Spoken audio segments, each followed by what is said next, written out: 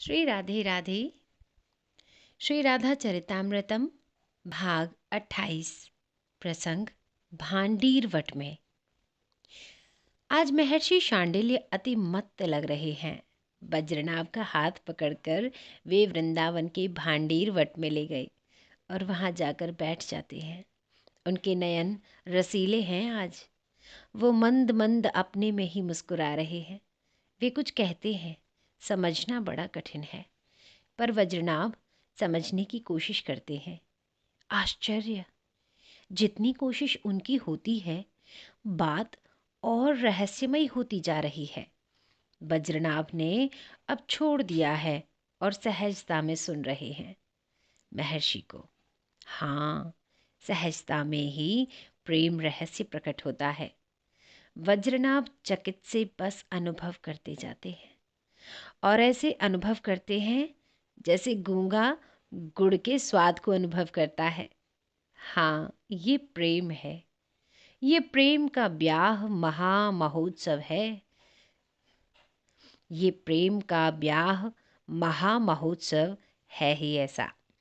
हे वज्रनाभ, कृष्ण इस ब्याह महोत्सव के नायक नहीं हैं।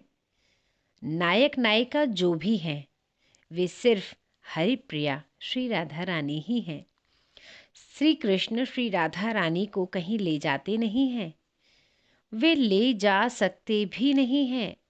ले जाती हैं तो स्वयं श्री राधा रानी। हाँ, कृष्ण उनके पीछे पीछे चलते हैं।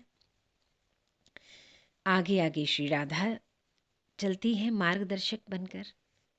महर्षि शांडिल्य कुछ अटपटे ढंग से पर प्रेम में भीगे आज इस चरित्र को सुना रहे हैं।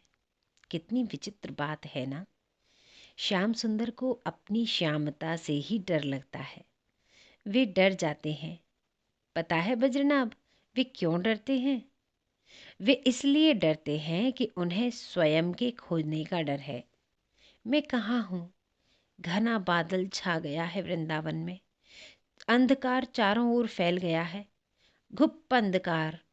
और फिर वृंदावन की भूमि तमाल वृक्षों से पटी पड़ी है। उसने और भी अंधकार की सृष्टि कर दी है। श्री कृष्ण डर जाते हैं। श्यामता का ऐसा विस्तार। श्याम सुंदर का भयभीत होना स्वाभाविक ही है। मैं अपने को कहाँ खोजूं? क्योंकि मैं भी तो इसी रंग का हूँ। मैं तो खो रहा हूँ इस अंधकार में। मुस्कुराते हैं महर्षि शांडिल्य। तभी तभी श्री हरिप्रिया श्री राधा रानी प्रकट हो जाती हैं।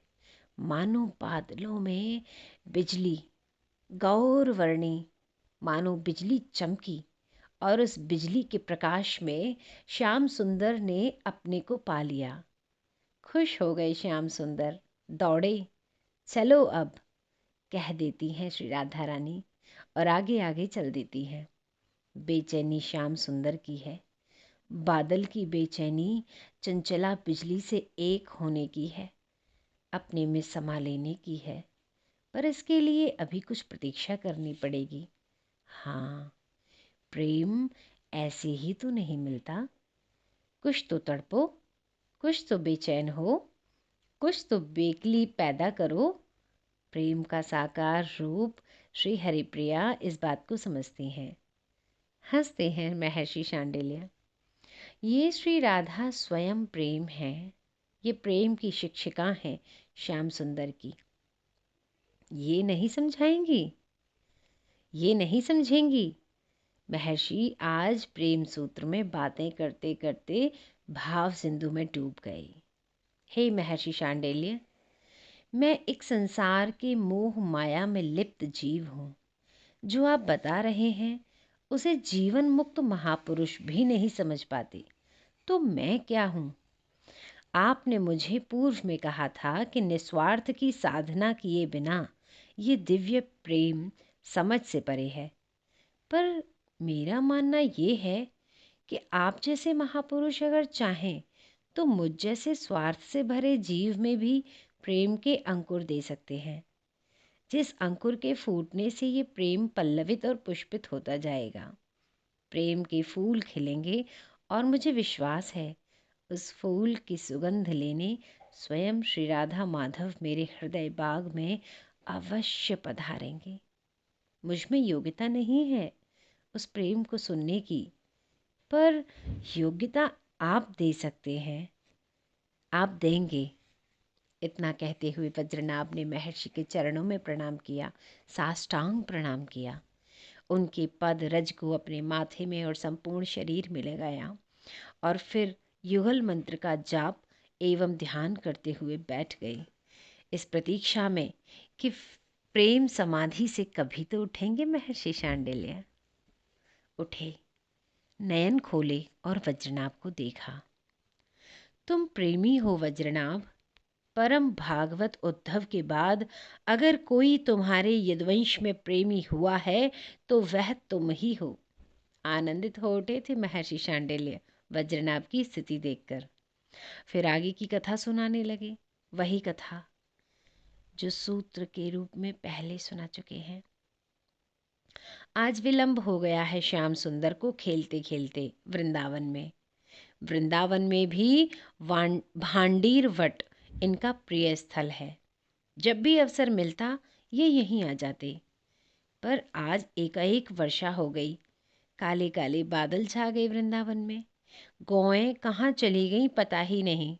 श्याम सुंदर इधर उधर देखते हैं। अरे गाय कहाँ गई, तुम लोग देखो ना, गाय कहाँ गई। श्याम सुंदर को गाय की चिंता है। सखा खोजने के लिए निकल गए, चिल्लाते हुए जा रहे हैं, गाय का नाम पुकारते हुए जा रहे हैं, गौरी, धौरी, गंगा इत्यादि। श्याम सुंदर अब अकेले रह गए हैं वहाँ। घना अंधकार छा गया है। तभी ब्रजपति नंद वहाँ आ पहुँचे हैं। उन्होंने देख लिया था नंदगांव से ही कि वर्षा भीषण होने वाली है, कहीं मेरा कृष्ण फंस न जाए। चाहे बड़े हो गए हों कृष्ण, पर माता पिता को देखकर बालक बालक ही बना रहता है।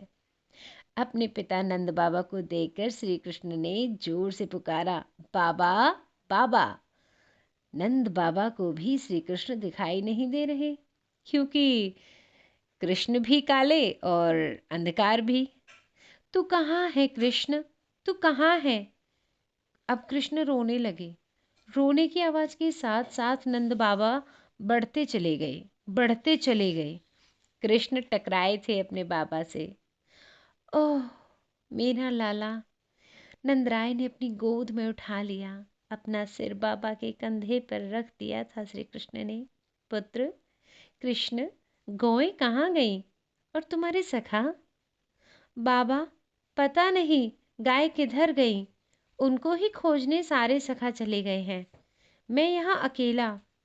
कृष्ण ने कंधे में सिर रखे रखे ही बताया। बाबा चलो ना घर, मुझे घर जाना है। कृष्ण जिद करने लगे थे। नंदराय संकट में फंस गए।